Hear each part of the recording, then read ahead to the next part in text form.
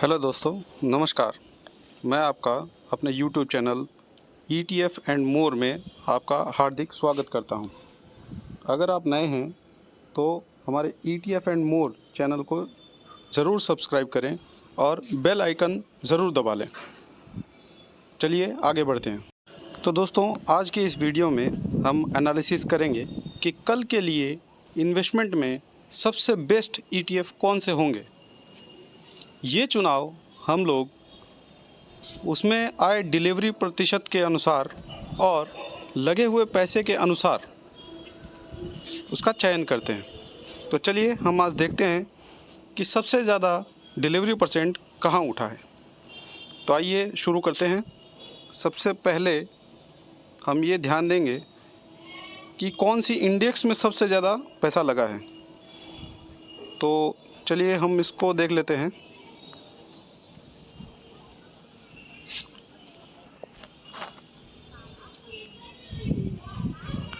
ये है ICICI B22 ICICI Nifty 50 ETF। चलिए इसमें देखते हैं। इसमें डिलीवरी परसेंटेज उठा है 63.70%, जो कि आप यहाँ देख पाते हैं।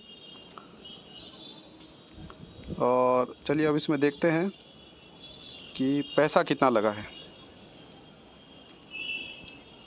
आज इसने हाई बनाया है अपना 4 जून को, आप ये देख सकते हैं यहाँ पर।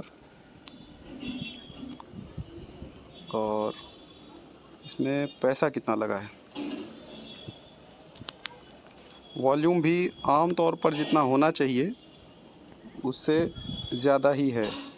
आप यहाँ पर देख सकते हैं, यहाँ पर देख सकते हैं, यहाँ पर देख सकते हैं कि कितना कम वॉल्यूम था, लेकिन आज जो वॉल्यूम है वो कुछ ज़्यादा है पिछले के मुकाबले। अब हम लोग देखते हैं कि कितने पैसे इसमें लगे हैं, क्योंकि चाहे कितना भी ख़राब मार्केट हो, अगर किसी ETF में पैसे ज़्यादा लगे हैं इसका मतलब कोई तो वो समझदार व्यक्ति है जिसने इसमें पैसे लगाए हैं, और इतने पैसे जिसने लगाए हैं वो निश्चित ही समझदार है। आप देखिए यहाँ पे कितना लगा है, इकाई, दहाई, सैकड़ा, हज़ार, 10,000, लाख, 10 लाख, करोड़, 10 करोड़, 176 करोड़ रुपए लगे हैं इसमें। तो ये निश्चित ही एक अच्छा ETF माना जाएगा कल के इन्वेस्टमेंट के हिसाब से। लेकिन ये तो बात रही वैल्यू की, लेकिन इसके अंदर जो डिलीवरी प्रतिशत उठा है वो भी 50% से ऊपर ही है, तो इसे अच्छा ही माना जाएगा। चलिए आइए अब आगे बढ़ते हैं। नेक्स्ट ये है निफ्टी नेक्स्ट 50 पे आधारित जूनियर 20। इसमें डिलीवरी प्रतिशत बहुत ही कम उठा है, तो इसको हम कंसीडर नहीं करेंगे आज।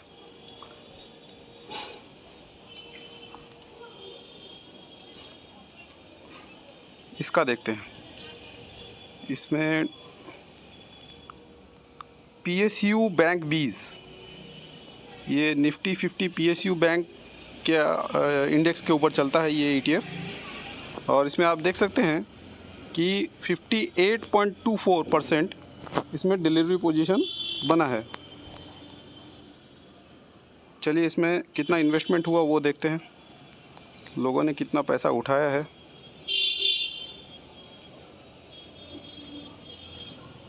देखिए इसमें वॉल्यूम भी पिछले दिनों के मुकाबले ज़्यादा है और इसमें पैसा लगता हुआ भी दिखाई दे रहा है, और डिलीवरी प्रतिशत भी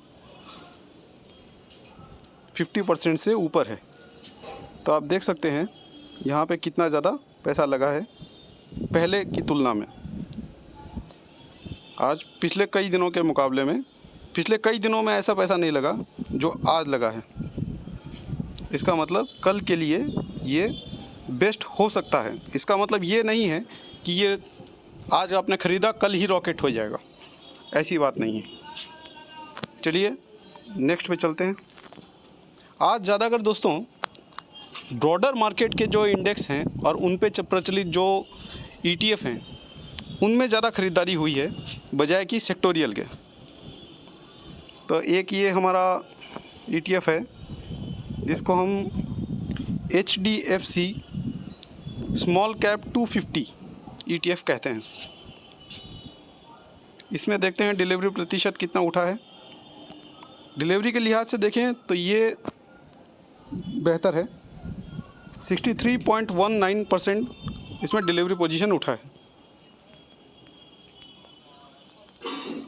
इसमें देखते हैं कितना पैसा लगा और कितना वैल्यू आया और कितना वॉल्यूम हुआ। वॉल्यूम के लिहाज से भी इसमें ज़्यादा ही हुआ है, आप देख सकते हैं यहाँ पर।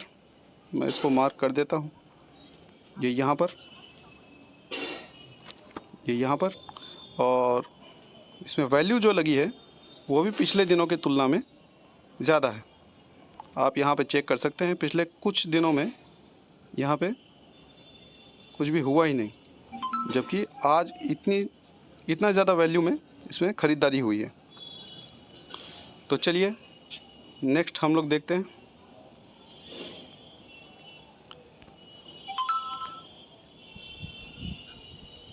ये है निफ्टी 20 ETF का सरदार। ये निपॉन कंपनी का है और ये निफ्टी 50 इंडेक्स के ऊपर काम करता है। इसे हम कहते हैं निफ्टी 20। इसकी डिलीवरी परसेंटेज 66.75 है, ठीक है। और ये अभी की मार्केट में सबसे ज़्यादा मार्केट कैप वाला ETF है। इसका मार्केट कैप आप यहाँ से चेक कर सकते हैं। इससे ज़्यादा मार्केट कैप अभी तक किसी का भी नहीं है। अगर कुछ हो ना हो किसी भी ETF पोर्टफोलियो में निफ्टी 20 ज़रूर होता है। चलिए अब आगे बढ़ते हैं।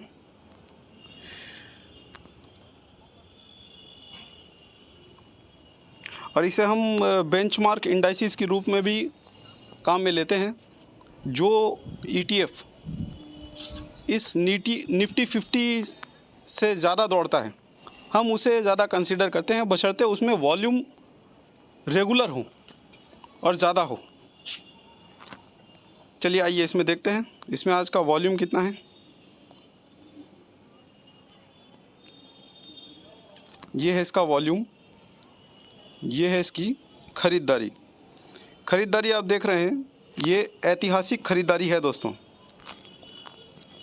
इतनी बड़ी पूंजी जिसने भी लगाई है वो ये निश्चित ही जानता है कि आज हमने ये पैसे लगाए हैं, कल को मार्केट थोड़ा सा और गिर जाएगा, लेकिन जाएगा तो ऊपर ही। यही कॉन्सेप्ट को हम ETF एंड मोर में मान कर चलते हैं कि आदमी हो या इंडेक्स हो, जाएगा तो ऊपर ही। तो हम यहाँ पे देख सकते हैं यहाँ पे कितने पैसे की वैल्यू लगी है। इकाई, दहाई, सैकड़ा, हज़ार, 10,000, लाख, 10 लाख, करोड़, 10 करोड़, 100 करोड़, 812 करोड़ रुपए की वैल्यू इसमें इन्वेस्ट हुई है। तो आपको क्या लगता है कि आज मार्केट जिस ढंग से क्रैश हुआ है, इसको क्रैश नहीं कहेंगे, ये थोड़ी बहुत वॉलेटिलिटी हुई है। आज एक बड़ा दिन था, आज वोटों की गिनती हुई है, हमारे देश की सरकार चुनी जाएगी इसके बलबूते पे, तो ये होना तो लाजमी था। लेकिन अब हमें इसको देख के नहीं चलना है कि आज क्या हुआ। हमें इस महत्वपूर्ण डेटा के अनुसार कल के लिए तैयारी करनी है, क्योंकि हमें मार्केट से भी आगे चलना है। हम बॉटम नहीं खोजते मार्केट का, हम इन्वेस्ट करते रहते हैं। जब भी गिरावट हो हमारे लिए गोल्डन अपॉर्चुनिटी साबित होती है। बॉटम अगर खोजने जाएंगे तो बॉटम सिर्फ भगवान को पता है या किसी पागल को पता है। तो इसको देखते हुए हम ये कंसीडर करते हैं कि अभी का सबसे बेस्ट ETF कल के इन्वेस्टमेंट के लिहाज से ये निफ्टी 20 ही है, क्योंकि इससे ज़्यादा वैल्यू और किसी में भी आई नहीं है अभी तक।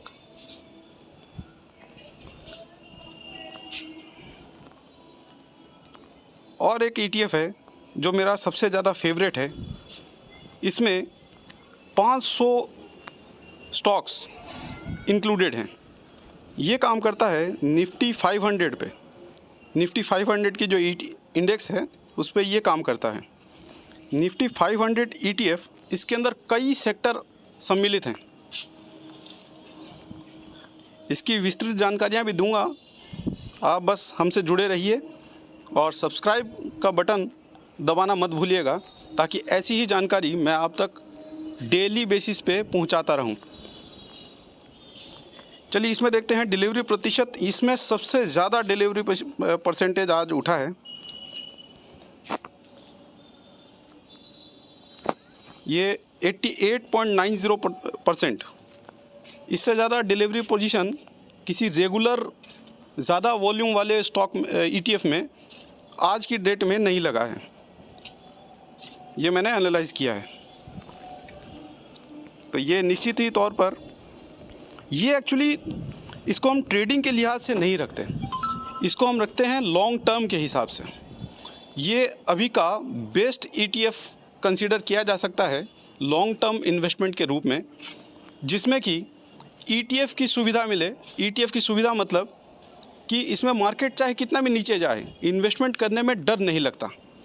अब अगर किसी स्टॉक में हम लोग इन्वेस्ट करते हैं तो वो अगर गिरने लगे, तो गिरने के समय हम लोग उसको जब एवरेज करते हैं तो हमें डर लगता है कि वो पता नहीं उठेगा या नहीं उठेगा, लेकिन इंडेक्स ज़रूर उठेगा। और इंडेक्स वो भी पूरे मार्केट का इंडेक्स, मतलब जिसमें सबसे बड़े कैपिटल वाले जो 500 सबसे बड़े स्टॉक है बाज़ार के, वो इंक्लूडेड हैं। उस इंडेक्स को गिराने वाला कोई पैदा नहीं हुआ। तो बाज़ार जब नीचे जाता है तो हमें इसे ख़रीदना चाहिए लॉन्ग टर्म के लिहाज से। तो इतनी डिलीवरी प्रतिशत आपने देख ली है। आइए चलते हैं इस पर कितना पैसा लगा है वो देखने, और वॉल्यूम कितना बना है। दोस्तों, इस स्टॉक ने आज ही अपना हाई बनाया है और आज ही इसने लो भी बनाया है। ये 24.50 तक गया था और 20 रुपीज़ का लो बनाया था। चलिए अब आगे बढ़ते हैं।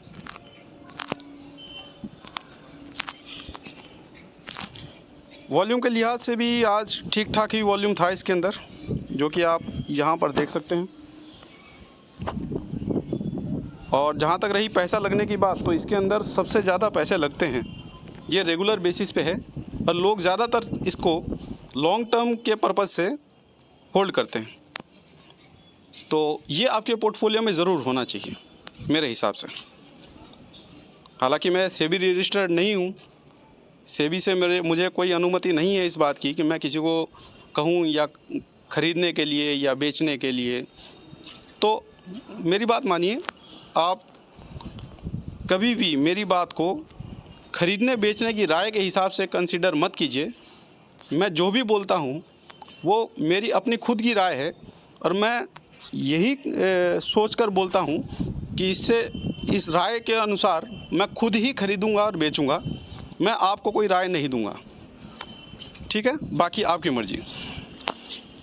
मैं बस आपको दिखा रहा हूँ कि इसको एनालाइज़ कैसे करते हैं, और डेली बेसिस पे मैं आपको एनालाइज़ करके बताऊंगा। बाकी ख़रीदने बेचने का जो फ़ैसला है वो आपका है, मेरा नहीं है। इससे होने वाली नुकसान की जिम्मेदारी या लाभ की जिम्मेदारी वो स्वयं आपकी है। तो इसी के साथ ही चलिए अब विदा लेते हैं। बस आप जुड़े रहिए हमारे साथ, और मैं डेली अपना जो एनालिसिस है वो लेके आऊँगा। और सब्सक्राइब करते समय आप ये ज़रूर ध्यान रखिए कि बेल आइकन आप ज़रूर दबा दें, ताकि आपको जैसे ही हम वीडियो अपलोड करें तो आपको ये सूचना मिल जाए कि हमने वीडियो अपलोड किया है। और अब नेक्स्ट वीडियो में मैं अब आपके लिए लेके आ रहा हूँ FIIs, DIIs, प्रो और पब्लिक, इनकी इंडेक्स में क्या पोजीशन है, ये मैं डेली बेसिस पे अपलोड करूँगा।